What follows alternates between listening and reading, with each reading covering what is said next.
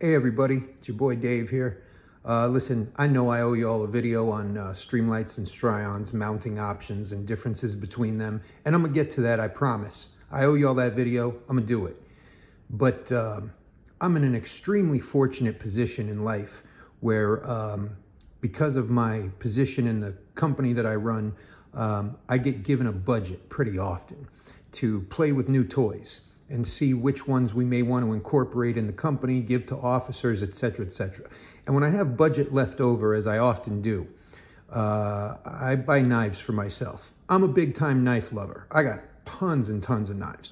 So I'm just going to show off a couple of cool knives that have come in recently in the last week or two and see if any of y'all happen to also be knife lovers. If you are, let's get into some knife chat in the comments, because I'm always down to talk about knives. So let me just show these off real quick. If you're not into knives, that's super cool, man. I know we're mostly about duty gear here, but if you are, stick around for this video. I'm gonna just fly through these. We're not gonna do whole big reviews or anything. I'm just gonna show them to you. The first one, actually just got this one today. This is from CRKT. This is called the Panache. Now listen, I know some of you are thinking CRKT, they make kind of cheap stuff. Well, they also make kind of cheap stuff, but they also make this Ken Onion design. And this does not look like a Ken Onion, I know, but this is a very cool collectible CRKT, 550 made. Check this out. This is, was that number 236 of 550? This is, let's see. It's XHP, what is that?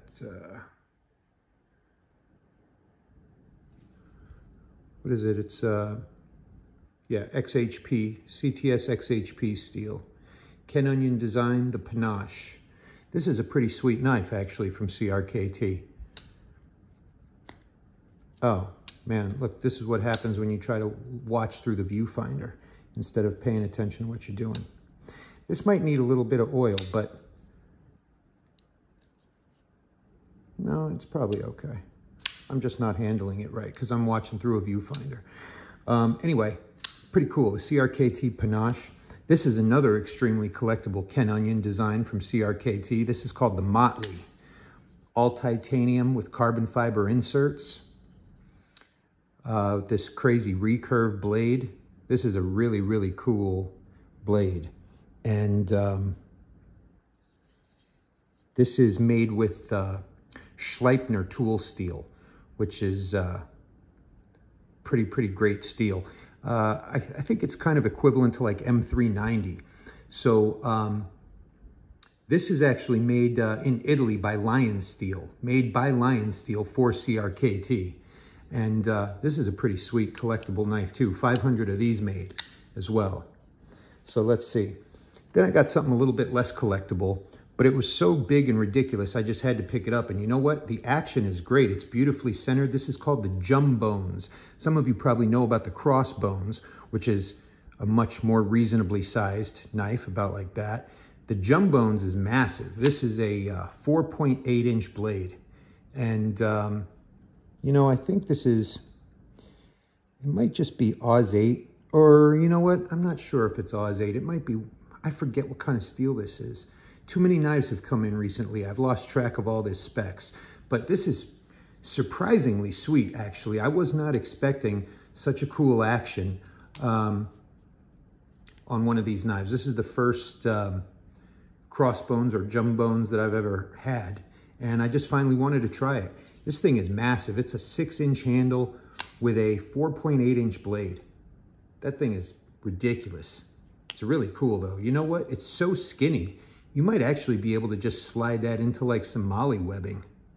I'm not sure, I haven't tried it, but maybe. This is a Kaiser Sheepdog XL in carbon fiber. This thing's ridiculous too. If you can't tell, I like big knives. I just think if you're gonna have a knife, have a big knife.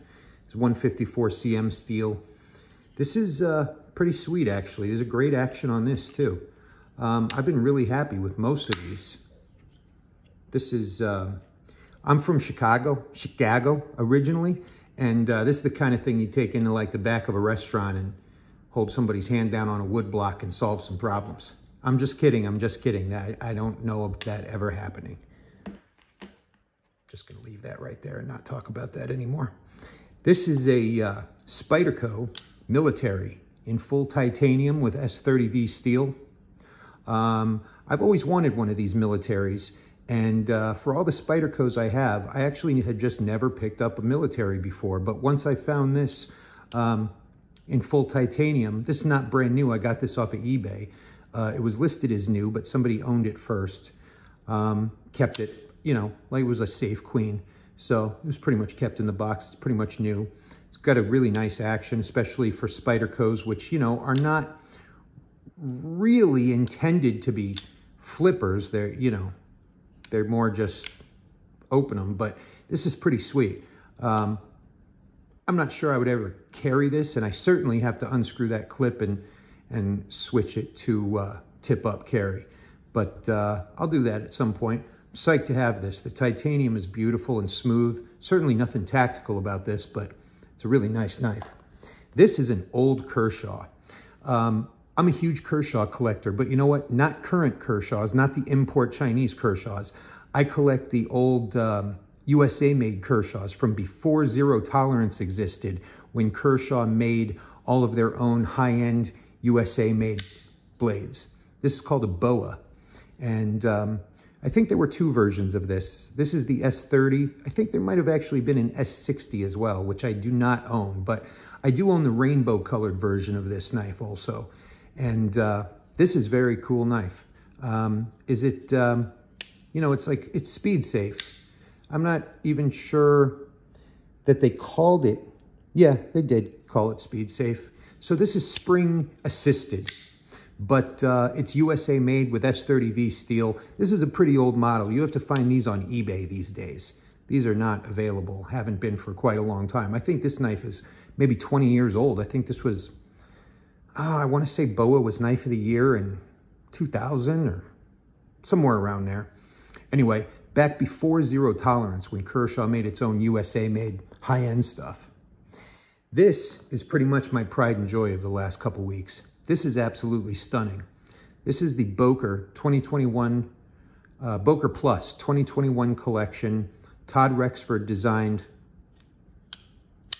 Epicenter. And that actually might have been one of the first times I ever screwed up the flick, and it's because I'm looking through the viewfinder instead of paying attention to the knife.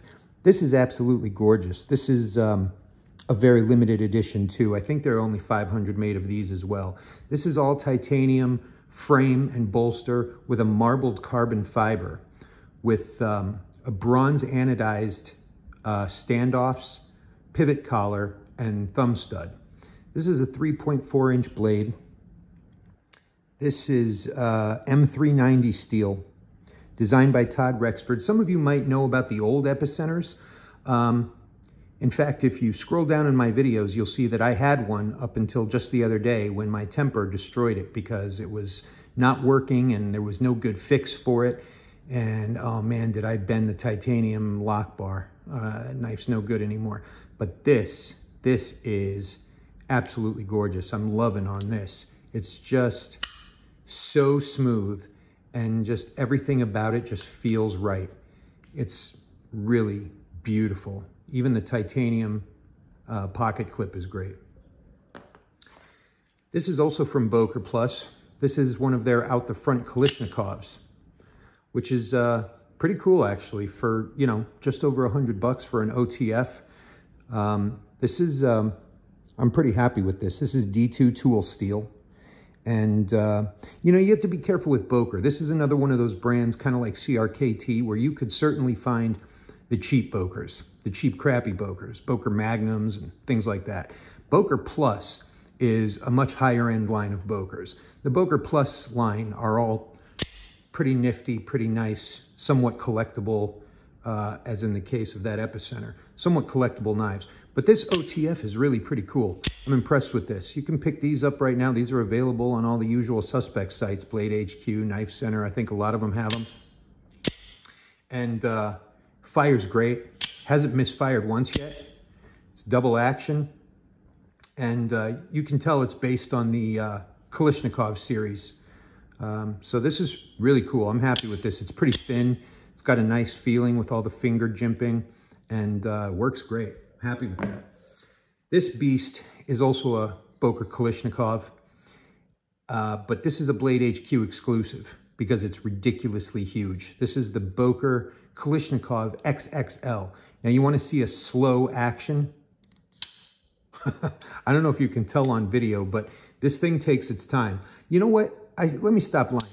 It's pretty fast for a blade that's almost 5 inches long. This is also D2 tool steel. And obviously this is just a proportionally sized up version of the Kalashnikovs. But, you know, again, I'm of the opinion that, you know, if you're going to carry a knife, carry a big knife. Because, you know, what's the old expression? In case you come across someone who, in case you come across a piece of cheesecake or someone who needs to be stabbed in the throat, something like that. It's a great old expression. So this you can pick up, I'm pretty sure this was just a Blade HQ exclusive, but it was like $60, $67, something like that. So, you know, is it phenomenal? Well, listen, it's pretty centered, and it's D2 steel, and it's ginormous, and it comes pretty sharp out of the box. I can't lie to you. It could be sharpened a little bit, but I mean, will it cut? Absolutely, it'll cut. It comes plenty sharp enough in that D2 tool steel right out of the box. This thing's pretty cool, man. So, oh, I just bumped the camera, my fault. So that's it. I just wanted to go through some of those knives. This Epicenter, this Motley, and this Panache are all three really collectible right now. And I'm pretty sure that all three of them are still available on all the sites right now.